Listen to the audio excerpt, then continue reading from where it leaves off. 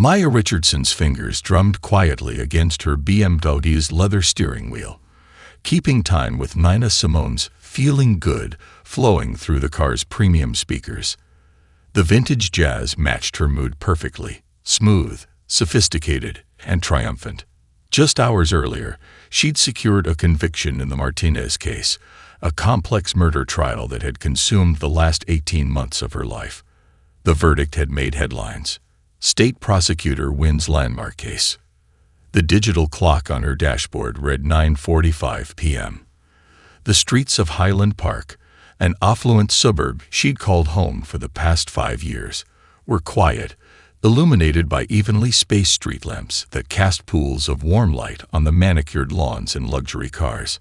Maya had treated herself to dinner at the Blue Room, her favorite jazz restaurant downtown, where the owner, Marcus, had insisted on serving her favorite bourbon on the house. To justice, he'd said, raising his own glass in a toast. The other patrons, mostly regulars who knew her from her frequent visits, had joined in the celebration. For once, Maya had allowed herself to bask in the moment, to feel proud of what she'd accomplished. 15 years of dedication to the law, of proving herself over and over, had led to this victory. The first indication something was wrong came in her rearview mirror, the distinctive silhouette of a police cruiser, following at a distance. Maya's celebration evaporated instantly, replaced by a familiar tension that crept up her spine. She checked her speed. 32 in a 35 zone. Her hands instinctively adjusted on the steering wheel to the 10 and 2 position, muscle memory from conversations she'd had with her father decades ago. When, not if. You get pulled over, he'd told her when she got her first car.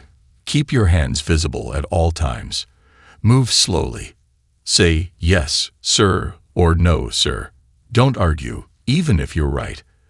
Especially if you're right. Her father, a retired judge, had learned these lessons the hard way, and he'd made sure his children understood the unwritten rules of being black in America. The cruiser edged closer. Maya's heart rate picked up, though her external demeanor remained calm. She'd just had the car serviced last week. Everything was up to code. Her license was current, insurance paid, registration in order. The folder containing her court victory documents sat on the passenger seat beside her briefcase, a small reminder of who she was and what she'd achieved. But none of that mattered when the red and blue lights finally flashed to life behind her. Maya signaled and pulled over smoothly, positioning her BMW in a well-lit area where the neighboring house's security cameras would have a clear view. As she turned down Nina Simone and rolled to a stop, her mind shifted from celebrated prosecutor to a black woman alone at night, following the protocol that had been drilled into her since childhood. She powered down all windows, turned on the interior lights, and placed her hands back on the steering wheel where they would be clearly visible. In her side mirror, she watched Officer James Barrett emerge from his cruiser. His hand rested casually on his holster, a detail that made her blood run cold despite her years of working alongside law enforcement. Through her open window, the night air carried the scent of recently watered lawns and blooming jasmine from her neighbor's garden. Somewhere nearby, a dog barked, and a porch light flicked on. Maya caught a glimpse of movement behind curtains, witnesses, she hoped, even as she hated the fact that she needed them. License and registration, Barrett demanded without preamble, his flashlight beam sweeping aggressively across her face, then the car's interior. His tone carried an edge that Maya recognized from countless courtroom testimonies, the sound of authority expecting to be challenged. "May I ask why I'm being pulled over, officer?" Maya kept her voice steady, professional, the same tone she used in court. Her fingers remained locked on the steering wheel, even as every instinct urged her to reach for the state prosecutor's badge in her briefcase. "Taillights out," Barrett replied curtly, though Maya knew this was impossible. Her car's computer would have notified her of any malfunction, and she'd just passed inspection. "License and registration," he repeated, more forcefully this time. "Of course, officer," Maya responded, her court training keeping her voice level despite the anger building in her chest. My documents are in the glove compartment, and my license is in my purse on the back seat. I'm going to reach for them now, if that's all right." Barrett's only response was to adjust his stance, his right hand still resting on his weapon. The gesture wasn't lost on Maya. She'd seen it too many times in surveillance videos played during police misconduct hearings. As she slowly reached for her glove compartment, she said a silent prayer that tonight wouldn't become another statistic, another case file, another hashtag. What she didn't know was that this moment, this wrong night with the wrong officer, was about to become something else entirely. Something that would shake the very foundations of Highland Park's police department and force a reckoning long overdue. Officer James Barrett's day had started badly and was getting worse by the hour. The rejection letter for his sergeant promotion still burned in his back pocket, its formal language a constant reminder of his failure. "While your years of service are appreciated," the words echoed in his mind, competing with his ex-wife's voice from their morning phone call. "You'll never change, James. That's why we're here." Here meant night patrol in Highland Park, a beat he despised. The wealthy neighborhood with its manicured lawns and luxury cars felt like a personal affront to a man whose mortgage was underwater and whose child support payments were perpetually late. Each shift reminded him of everything he couldn't afford, everything he hadn't achieved. The BMW's taillights caught his attention, all working perfectly, despite what he'd claim later. It was the driver that made him follow. Through the rear window, he caught glimpses of a black woman, well-dressed, singing along to whatever was playing through her expensive car's sound system. Something about the scene made his jaw clench. In his 15 years on the force, he'd developed what he called instincts and what internal affairs called concerning patterns of behavior. Barrett's dashboard computer displayed the license plate information, registered to Dr. Maya Richardson. The doctor made his teeth grind.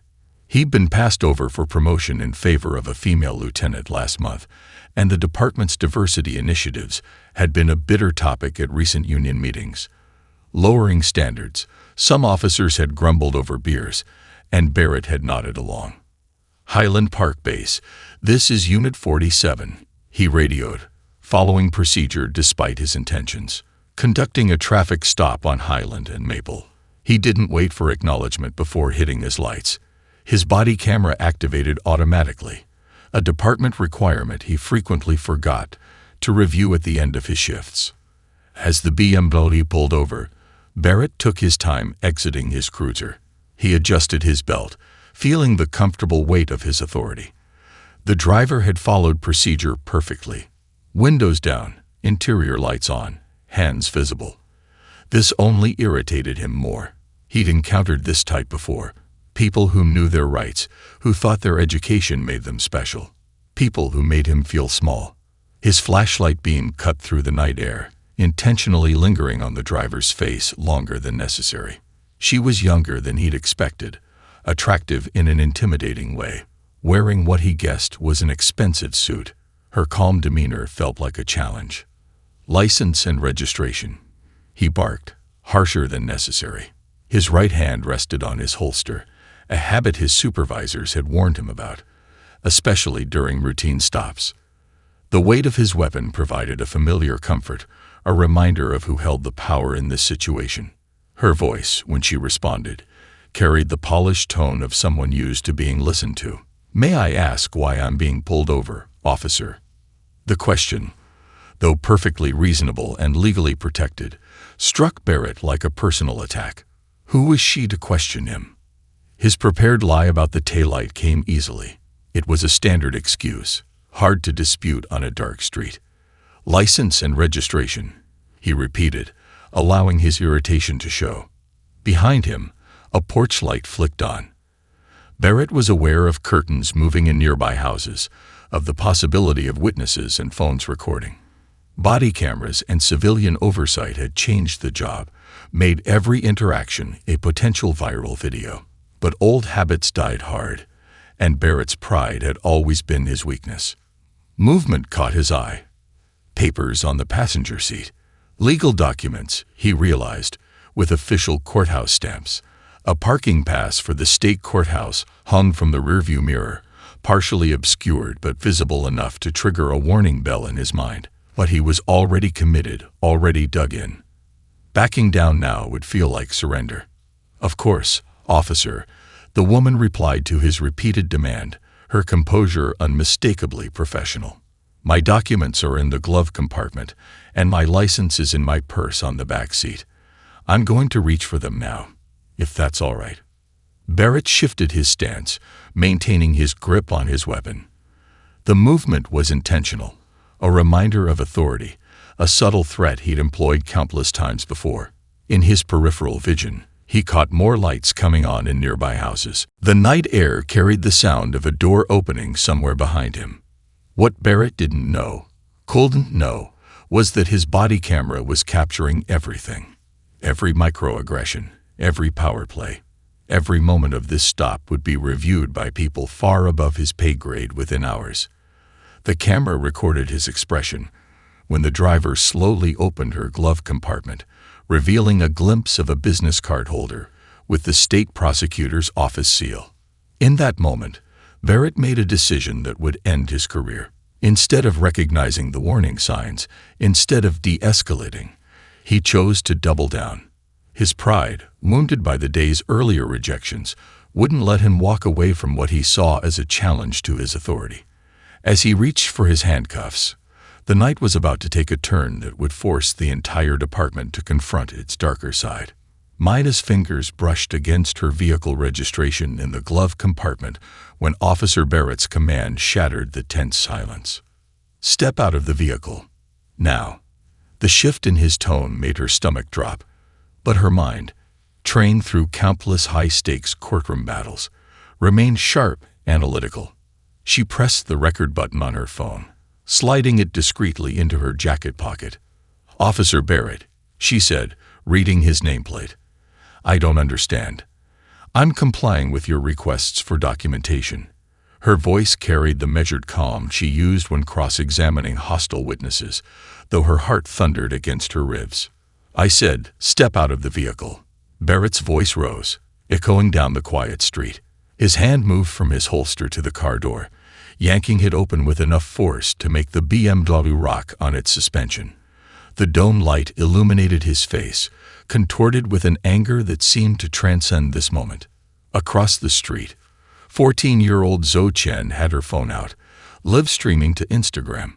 "Oh my God," she whispered to her followers, her hand shaking but keeping the camera steady. "That's Ms. Richardson from 2 doors down. She helped my mom with her citizenship paperwork." The viewer count ticked up. 50, 100, 250. Maya maintained her composure as she unbuckled her seatbelt, her movements deliberately slow and precise. "Officer, I want to state clearly that I'm complying under protest. I've given you no reason."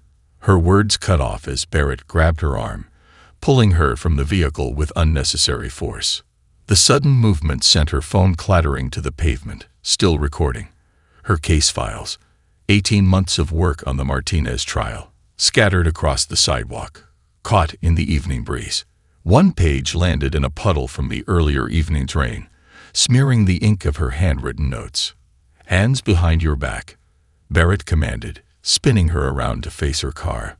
The cold metal of handcuffs bit into her wrists as he tightened them one click too many. Maya winced but didn't cry out. She wouldn't give him that satisfaction. "You're hurting me," she stated clearly, projecting her voice for the growing audience of neighbors who had emerged from their homes. "I am not resisting. I am a state prosecutor, and you are making a serious mistake." That last statement seemed to enrage Barrett further. "Oh, you're somebody important. That's why you think you can disrespect an officer." He pressed her against the car's side, the pressure unnecessary and performative. "You people always think you're above the law." The racial undertone in "you people" wasn't lost on anyone present. From her awkward position, Maya caught glimpses of phones raised, recording from multiple angles. Mrs. Patterson, her elderly neighbor, stood on her porch in a bathrobe, already on the phone with what Maya hoped was the police department's civilian complaint line. Zoe's livestream had now reached over 1,000 viewers. Comments flooded in. What's happening? Where is this? Someone get her name. Call the ACLU. The teenager's hands trembled, but she kept narrating in whispers. He's arresting her for nothing. She's a lawyer. Everyone knows her. Barrett began reciting Miranda rights, his voice carrying a hint of satisfaction that made Maya's blood boil. But her legal training took over, reminding her that everything happening now was evidence. Every excessive gesture, every misuse of power, every moment of this racial profiling was being documented.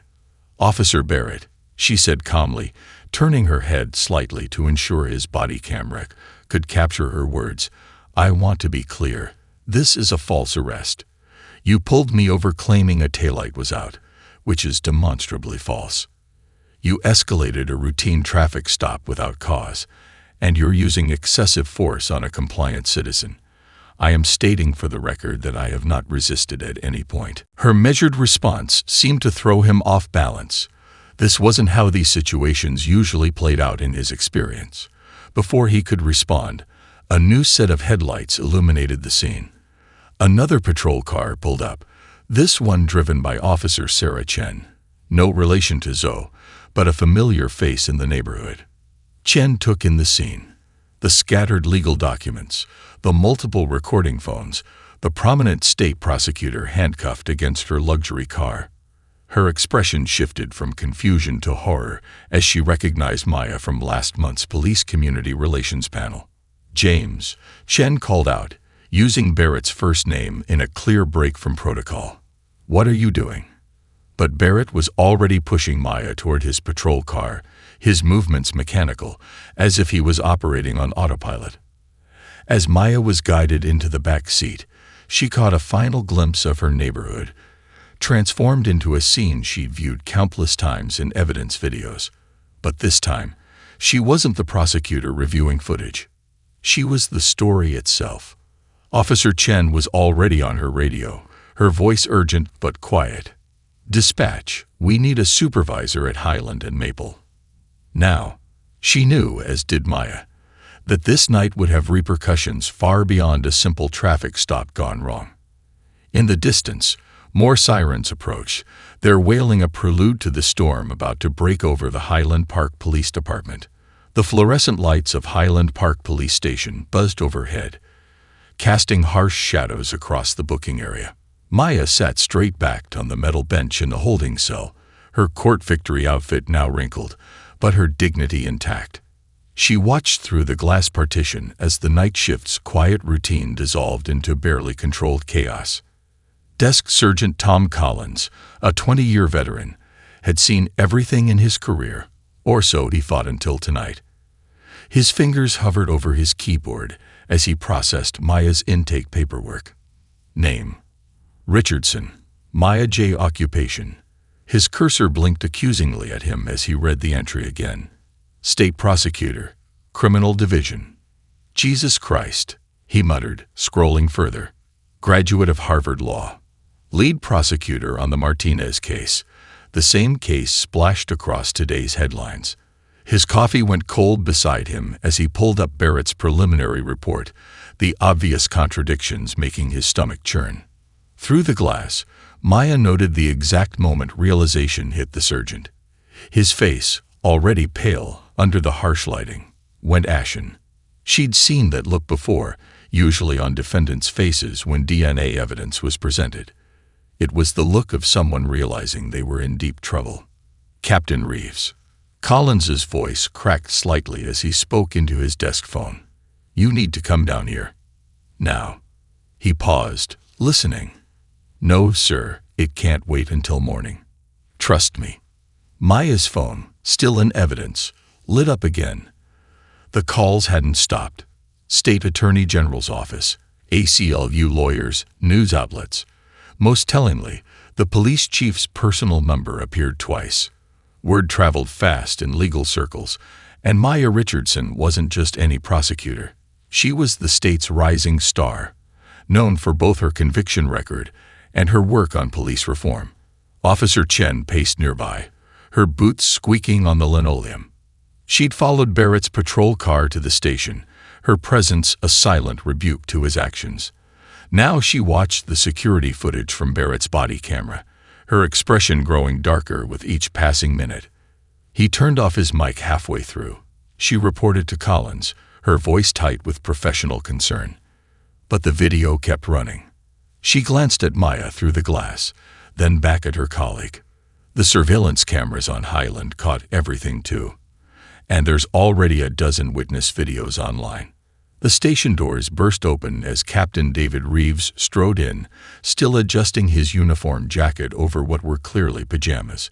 His face was thunderous as Collins handed him the intake papers. The captain read them once, twice, then closed his eyes as if in physical pain. "Where's Barrett?" he demanded. "Break room," Chen answered, writing his report. "His version of events, you mean?" Maya's voice carried clearly from the holding cell. It was the first time she'd spoken since arrival, and the authority in her tone made everyone turn. She stood, smoothing her skirt with her still-cuffed hands. "I'd be very interested in comparing that report with the video evidence. In fact, I believe my office would be very interested." The implied threat hung in the air. Captain Reeves had testified in Maya's courtroom before. He knew her reputation for thoroughness, for following every lead, for never backing down when she knew she was right. He also knew the political nightmare unfolding before him. "Dr. Richardson," he started, using her formal title.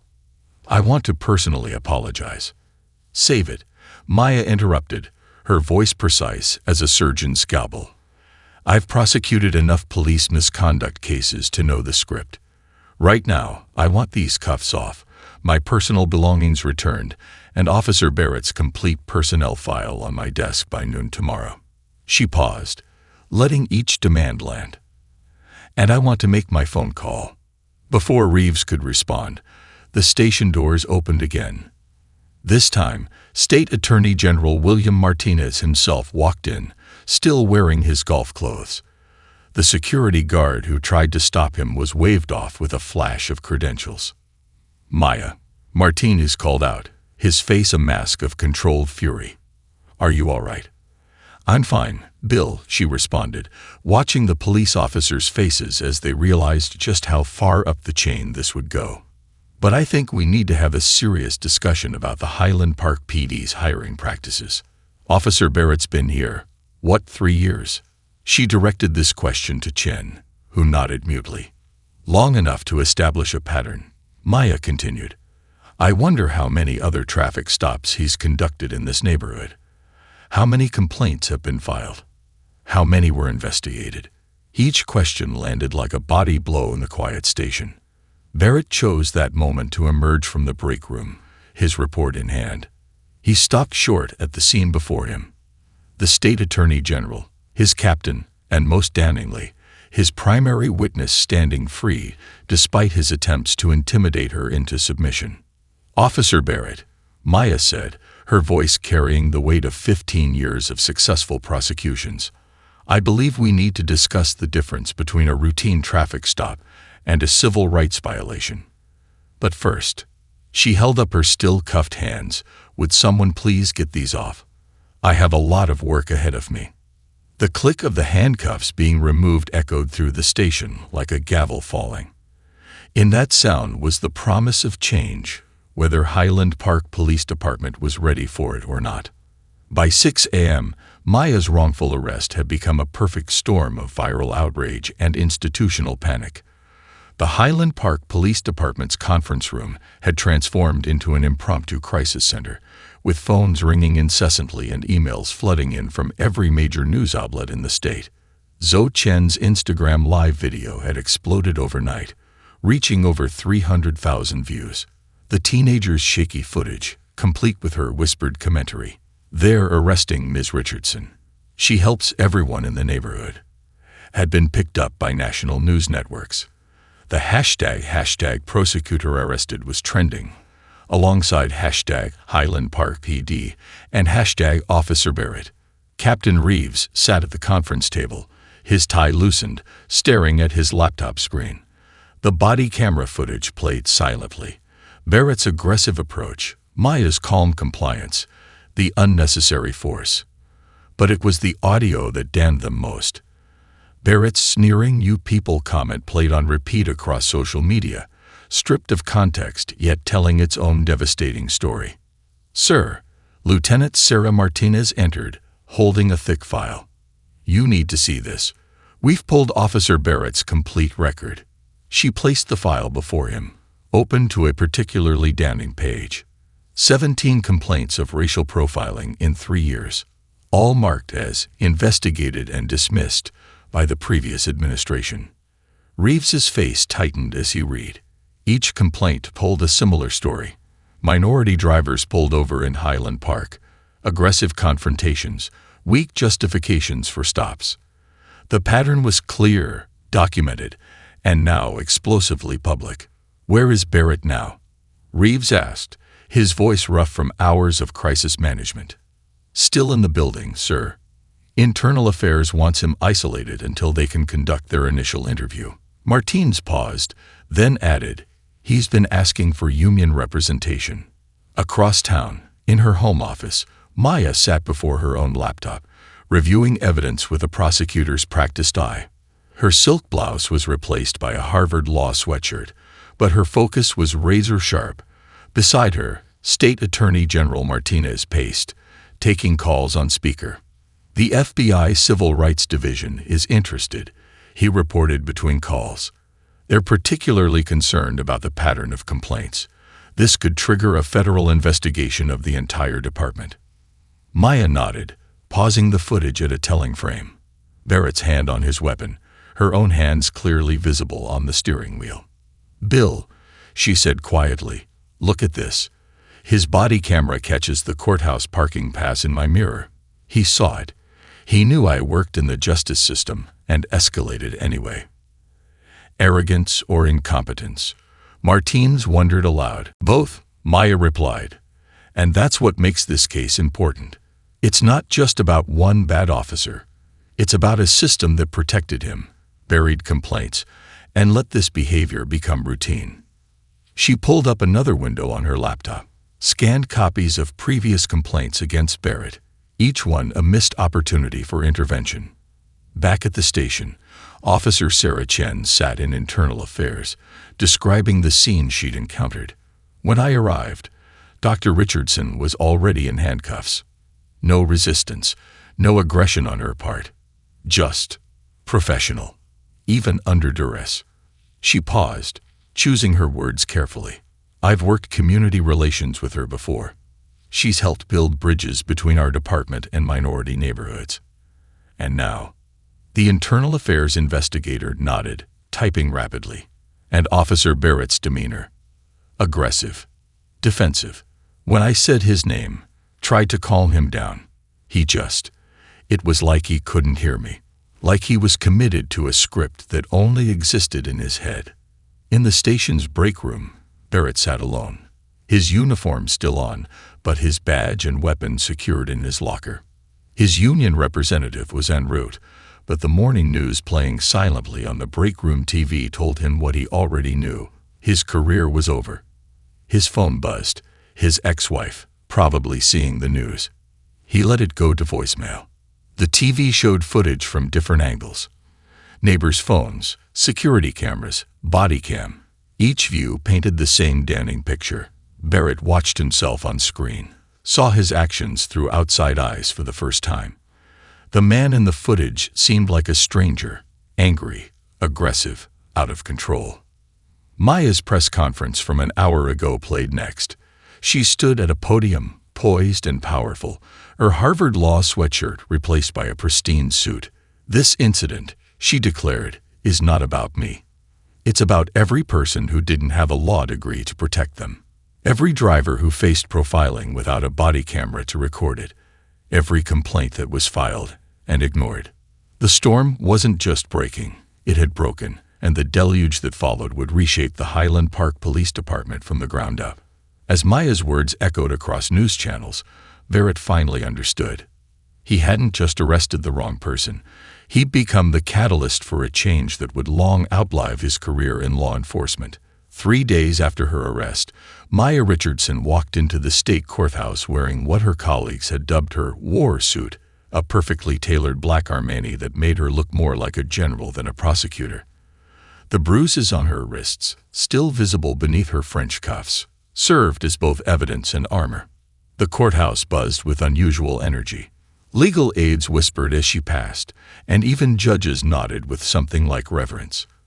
Everyone had seen the footage. Everyone had an opinion. But Maya had a job to do. The Martinez case sentencing was at 10 a.m., and no racist cop was going to derail her professional responsibilities. Dr. Richardson, Judge Gloria Martins, no relation to the case, called as Maya entered her chambers for the pre-sentencing meeting. "I saw the news. If you need a continuance." "Thank you, Your Honor," Maya interrupted smoothly, opening her briefcase. "But I believe justice delayed is justice denied. Shall we proceed?" The judge's subtle smile conveyed volumes. She'd been the first black female judge in the state Supreme Court, and they both knew this moment went beyond professional courtesy. This was about standing your ground, about showing up even when the world expected you to break. In the courtroom, Maya delivered her sentencing argument with characteristic precision. If her voice carried an extra edge of authority, if her words about justice and accountability rang with personal experience, no one dared comment. She secured the maximum sentence, adding another victory to her record. During the lunch recess, Maya set up in her office, transforming the space into a command center for what she privately called Operation Accountability. Her Harvard Law degree hung on one wall, while the other displayed news coverage of her arrest. The contrast wasn't lost on her visitors. The union's pushing back, State Attorney General Martinez reported, settling into a chair across from her desk. "They're claiming Barrett has PTSD from a shooting 3 years ago, trying to frame this as a mental health issue rather than a systemic problem." Maya's fingers flew across her keyboard, pulling up records. The shooting where he fired at an unarmed black teenager who was reaching for his phone. The one that cost the department $2 million in settlement money. She turned her laptop around. "That shooting." Martins winced. "They're not sending their best defense." "No," Maya agreed, "but they're sending their most predictable one." She pulled out a legal pad covered in neat annotations. "I've drafted a comprehensive reform proposal. Body camera footage automatically uploaded to an independent review board. Civilian oversight with actual power to discipline. Mandatory bias training designed by affected communities, not rubber-stamped by the union. The police chief will fight it." "The police chief," Maya countered, "is about to have bigger problems." She gestured to another document on her desk, a formal request for the Department of Justice to investigate Highland Park PD's pattern of discriminatory practices. Sometimes you have to break the system to fix it. A knock at her door revealed Sarah Chen, still in uniform but looking uncomfortable in the courthouse setting. "Dr. Richardson, do you have a moment?" Maya waved her in, noting how the officer carried herself, straight-backed but burdened. Chen placed a thumb drive on the desk between them. "More complaints," Chen said quietly.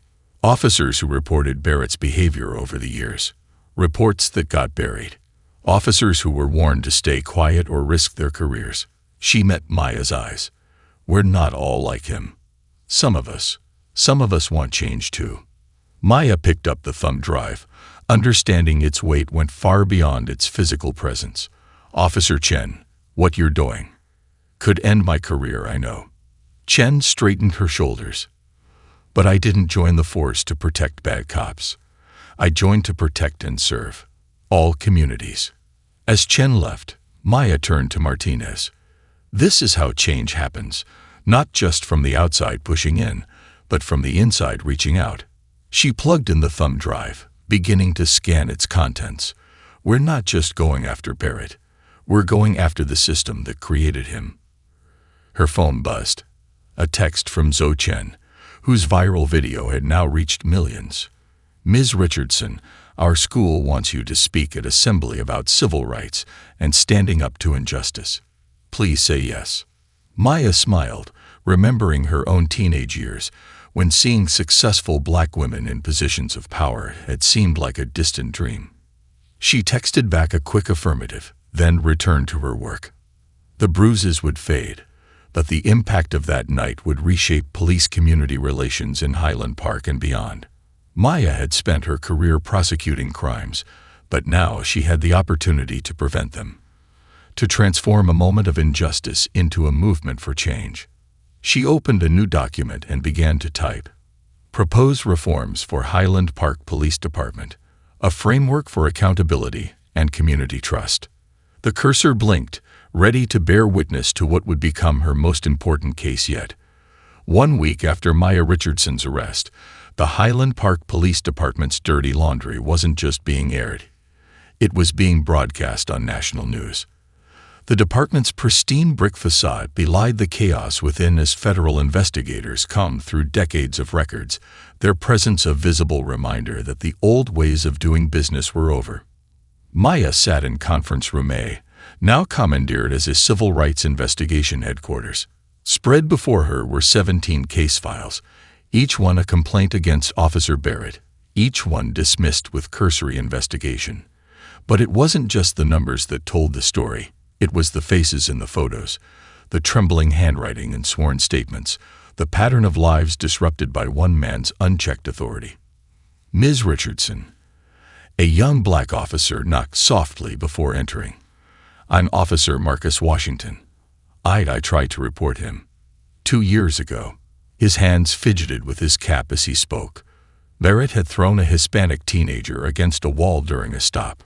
No probable cause. When I filed the complaint, my supervisor said I was being oversensitive. Next week, I was assigned to night shift. Maya gestured for him to sit. "Tell me everything," she said, pressing record on her phone. As Washington spoke, she recognized the familiar tactics: retaliation against whistleblowers, informal punishment for those who broke the blue wall of silence, the subtle and not-so-subtle ways the system protected its worst elements. Across town, in a considerably less comfortable setting, James Barrett sat across from union representatives in a small office. His appearance had deteriorated. Unshaven, uniform replaced by civilian clothes that seemed to hang loosely on his frame. "They're calling it a pattern of discriminatory behavior," his union rep explained, sliding over the preliminary findings. 17 documented complaints, plus Officer Washington's testimony about the Martinez kid. The department's trying to distance itself, claiming they had no knowledge of the extent. "That's bullshit," Barrett exploded, his fist hitting the table. "They knew. Every stop, every complaint, they'd backed me up. Now they're acting like I'm some kind of lone wolf." The union rep's face remained carefully neutral. "The political winds have shifted, James. The chief is facing pressure to resign. The mayor's office is talking about civilian oversight. Your case, it's becoming a symbol of everything they want to change." Meanwhile, in the state attorney general's office, Maya led a different kind of meeting. Community leaders, civil rights attorneys, and reform-minded officers filled the conference room. Sarah Chen sat near the front, her presence a bridge between law enforcement and the community they served. "The problem isn't just Barrett," Maya explained, standing before a screen displaying statistics of racial disparities in traffic stops. "He's a symptom of a system that prioritizes protection of officers over protection of citizens. When good officers like Washington and Chen tried to sound the alarm, they were silenced. That ends now." She clicked to the next slide. A comprehensive reform proposal that would become known as the Richardson Framework. Mandatory body cameras with automated upload to civilian oversight boards. An end to internal investigations of civilian complaints. Regular bias training designed and led by community members. And most importantly, a clear path for officers to report misconduct without fear of retaliation. The police union representatives shifted uncomfortably in their seats. "This is an overreaction to one incident." One began. "One incident." Maya's voice cut through the room like a blade. She clicked through a series of photos. A teenage boy with bruises from Barrett's stop, an elderly man whose arm was broken during a traffic citation, a woman crying as she described being humiliated during a routine license check. Each of these people filed complaints. Each was ignored. How many others didn't file at all, knowing nothing would change? Sarah Chen stood up. "I'd like to speak." All eyes turned to her. A current officer supporting reform was still rare enough to command attention.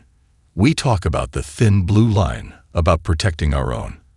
But who are we really protecting when we shield officers like Barrett? Not the community, not our fellow officers, just our own worst instincts. As if on cue, Maya's phone buzzed with a news alert. Highland Park Police Chief announces resignation amid civil rights investigation. The room erupted in murmurs as she displayed the headline on the screen. "This is day one," Maya announced, her voice carrying over the noise. The chief's resignation isn't the end, it's the beginning. Real change doesn't come from removing one person or implementing one policy. It comes from fundamentally reimagining what public safety looks like. She clicked to a final slide. Photos of Officers Washington and Chen standing with community members, images of successful police-community partnerships, statistics from departments that had already implemented similar reforms. Barrett thought he was ruining my career that night, Maya concluded, her words weighted with purpose. Instead, he gave me the platform to do what I've always done: prosecute injustice, wherever I find it. The only difference is, this time, we're prosecuting the system itself. The room broke into applause, but Maya was already focused on her next steps.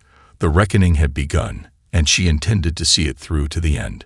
6 months after that fateful traffic stop, Maya Richardson stood at the podium in the state capitol building. The chamber was packed: legislators, media, community members, and most notably, a row of police officers led by Sarah Chen and Marcus Washington, all wearing small blue pins that read "Change starts within." Maya smoothed her hands over the podium, feeling the weight of the moment. Her testimony today would determine the fate of Senate Bill 2311, now commonly known as the Richardson Act. The bruises on her wrists had long faded, but the memory remained sharp, transformed into something powerful. "Distinguished members of the legislature," she began, her voice carrying years of courtroom authority, "I stand before you not just as a prosecutor, not just as a victim of racial profiling, but as someone who has seen our justice system from both sides of the law." The chamber fell silent. Even the usual whispers and shuffling of papers ceased. In the gallery, Zhou Chen, now an aspiring law student at 16, sat beside her mother, recording this moment for a documentary she was making about police reform. "The Richardson Act isn't about punishing police officers," Maya continued. "It's about protecting them from becoming the next James Barrett, from being corrupted by a system that values silence over justice, loyalty over truth." She gestured to the officers in attendance. Officer Sarah Chen could have stayed silent that night. Officer Marcus Washington could have accepted retaliation as the price of wearing the badge. Instead, they chose to stand for something bigger than the thin blue line. They chose to stand for justice. In a holding cell across town, James Barrett watched the testimony on a small TV, awaiting trial on civil rights violations. His face had aged years and months, his arrogance replaced by a haunted look. He was the first officer to be prosecuted under the new accountability standards, a test case that would set precedents for years to come. Back in the Capitol, Maya held up a thick binder. In this folder are 143 complaints filed against Highland Park officers in the past 5 years. Not just against Officer Barrett, against a system that enabled him. Each complaint represents a citizen whose trust we betrayed, whose rights we violated, whose faith in justice we shattered. She paused, letting the number sink in. But this folder also contains something else. Statements from officers who tried to report misconduct and were silenced. Good officers who wanted to serve their communities but found themselves caught between their oath and their survival. The Richardson Act's provisions appeared on the screens around the chamber. mandatory body camera footage review by civilian oversight boards, independent investigation of all civilian complaints, protection for whistleblower officers, community-led bias training and cultural competency programs, regular audit of traffic stop demographics and use of force incidents, clear pathways for officer intervention in misconduct situations. Some will say this goes too far. Maya acknowledge. Others will say it doesn't go far enough. But ask yourselves, what is the cost of doing nothing? How many more James Barretts are out there, escalating traffic stops into civil rights violations? How many good officers are watching in silence, knowing they'll be punished for speaking up? In the gallery, newly appointed Police Chief Gloria Martins, no relation to the case, nodded slowly. She'd been chosen specifically for her reform credentials, the first black woman to lead the Highland Park Police Department. Under her leadership, the department had already begun implementing many of the Act's provisions voluntarily. This morning, Maya revealed, "I received a letter from Officer Barrett's latest victim, the teenager he assaulted 2 years ago, the incident Officer Washington tried to report. That young man is now studying criminal justice, hoping to become a police officer himself." She held up the letter. He writes, "I don't want to change the system despite what happened to me. I want to change it because of what happened to me." The chamber stirred with murmurs. Maya pressed on, her voice steady. "The Richardson Act isn't just about my story. It's about ensuring that every traffic stop, every police interaction, every moment of contact between law enforcement and the community is guided by justice, not prejudice, by protection, not power." As she concluded her testimony, Maya looked up at Zoe Chen with her camera, at Sarah Chen with her reform pin, at all the faces that represented the future of law enforcement. 6 months ago, an officer tried to silence me because of the color of my skin. Instead, he gave voice to hundreds who had been silenced before. The question now is, are we ready to listen?